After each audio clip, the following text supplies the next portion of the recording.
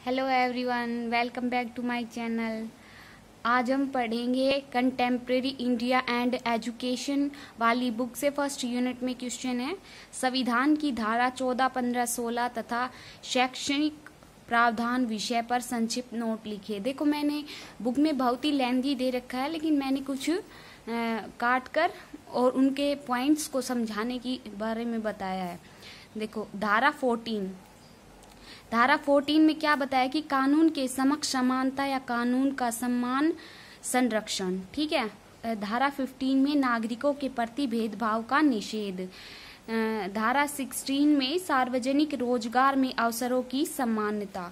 देखो, स्वतंत्रता के बाद जब भी भारत स्वतंत्र हुआ था और संविधान का निर्माण हुआ था, तो इस संविधान में भारत को प्रजातांत्रिक गणराज्य घोषित किया गया, क्योंकि जो प्रजातंत्र होता है वो स्वतंत्रता व समानता जैसे सिद्धांतों में विश्वास रखता है।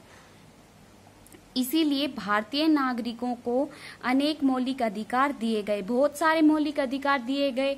तो उसमें से सबसे पहला मौलिक अधिकार कौन सा है? समानता का अधिकार की इक्वलिटी। हर इंडिया का जो हर पर्सन है, प्रत्येक इंसान है, उसको समानता का अधिकार सबसे पहले दिया गया है। ठीक है, ये आर्टिकल्स 14 के पॉइंट्स हैं। स्वीकृति कोटा से अधिक सीटों पर प्रवेश नहीं दिया जाना चाहिए।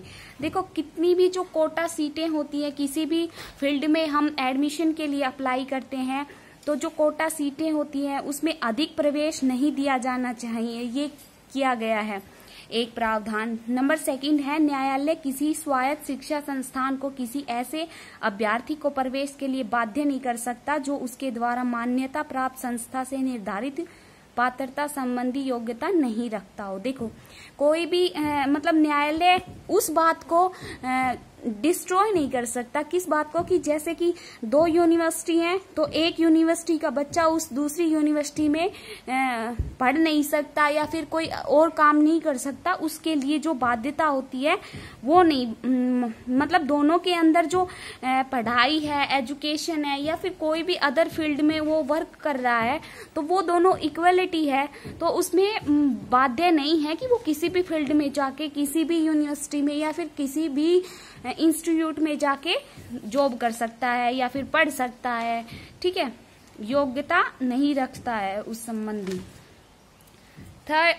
नेक्स्ट है आर्टिकल 15, नागरिकों के प्रति भेदभाव का निषेध। जो भी नागरिक होते हैं, इंडिया के पर्सन होते हैं, उनके प्रति भेदभाव को मना किया गया है कि भाई भेदभाव नहीं होना चाहिए किसी भी नागरिकों के प्रति। राज्य अपने नागरिकों को शिक्षा देने में समानता को अपनाएगा। दूसरे शब्दों में, सभी नागरिकों को शिक्षा प्राप्त करने का समान अधिकार रखते हैं। सभी नागरिक किसी भी धर्म के हो, किसी भी जाति के हो, किसी भी भाषा के हो, या फिर किसी भी लिंग के हो। ठीक है, इस बारे में वो सभी को समान अधिकार प्राप्त है इंडिया के अंदर। ठीक है, आर्टिकल 15 में। ठीक है, नेक्स्ट पॉइंट क्या है? राज्य पिछड़ी जाति, अनुसूचित जाति, जनजाति तथा अन्य किसी शैक्षिक या सामाजिक दृष्टि से पिछड़े वर्ग के उत्थान के लिए उन्हें कुछ विशेष सुविधाएं दे सकता है। ऐसा करना समानता के नियम का उल्लंघन नहीं है।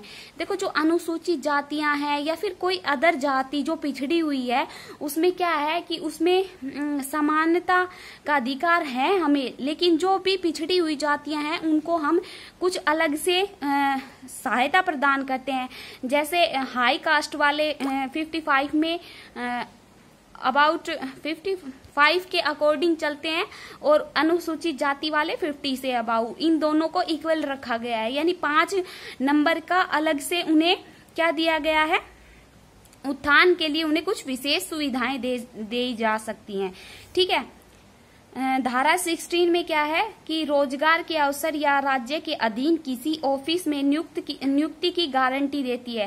देखो, जब भी कोई शिक्षक योग्यता रखने पर कोई भी नागरिक है जो हायर एजुकेशन क्वालिफाई है, अच्छा है एजुकेशन में, और उसने हाई लेवल की डिग्री प्राप्त की है, तो वो क्या कर सकता है? जो सरकार है वो उसे गवर्नमेंट जॉब देने के लिए नियुक्त करती है।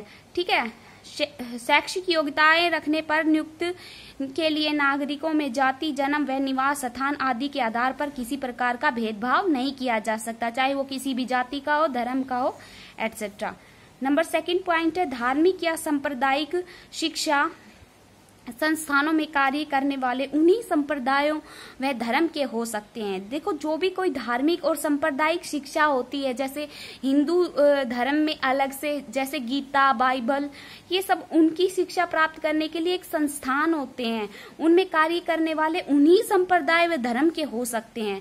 ऐसे कुछ प्रावधान किए गए हैं। नंबर 3 पॉइंट है आवश्यक समझने पर राज्य कानून बनाकर रोजगार के संबंध में निवास स्थान संबंधी योग्यता निर्धारित कर सकता है। देखो, जब भी कोई हमें आवश्यकता होती है तो हम अपने स्वार्थ के लिए कुछ भी कर सकते हैं, ठीक है। ऐसे ही हमारी सरकार है, अपने स्वार्थ के लिए कुछ भी कर सकती है। उन्हें पर्सन से क्या चाहिए, बेस्ट से बेस्ट परफॉर्मेंस चाहिए, जॉब में हो या फिर एजुकेशन में हो, तो वो क्या करते हैं, उन्हें रहने के संबंधी, जैसे स्कूलों में क्या बना देते हैं, हॉस्टल बना देते हैं स्टूडेंट्स के लिए, और जॉब के लिए क्वार्टर्स बना देते हैं, जो होम है घर के लिए वो बना देते हैं, घर बना देते हैं उनके लिए रहने के लिए, ताकि वो आसानी से ड्यूटी कर सके या फिर जो बच्चे हैं वो अच्छी तरीके से पढ़ सके। नंबर 4 पॉइंट है नौकरियों के लिए अनुसूचित जाति या जनजाति के प्रत्याशियों की परीक्षाओं में उत्तीर्ण अंकों में छूट का प्रावधान किया जा सके। कोई भी अनुसूचित जाति है या कोई जनजाति है, छोटी कास्ट हो गई, तो उसमें क्या होता है, जो भी उत्तीर्ण अंक है उसमें से छूट का प्रावधान किया जाता है। जैसे हमारे इधर जनरल कास्ट की कोई भी लिस्ट होती है, वो हाई रैंक पे लगती है as compare to SC caste या फिर अदर OBC कास्ट या फिर और कास्ट होती है उनके अकॉर्डिंग, ठीक है। निष्कर्ष क्या निकल के आया है कि इसके रूप में